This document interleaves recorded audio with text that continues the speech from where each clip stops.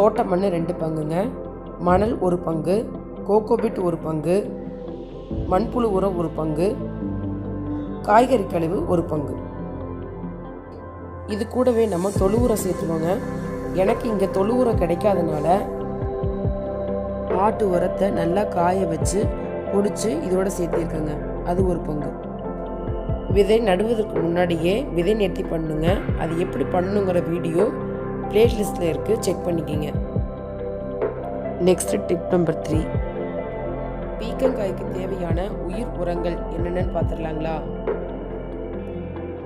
அசோஸ்பைலம், phosphobacteria, சூடோபோடமஸ், ட்ரைகோவெர்டியம் எல்லாத்துலேயும் ஒவ்வொரு spoon வச்சுருங்க. இது கூடவே வேப்பம் புண்ணாக்கும் சேர்த்து வச்சுருங்க. இந்த மாதிரி மண் கலவை ரெடி பண்ணி வச்சுட்டு அதுக்கப்புறம் விதைச்சிருங்க.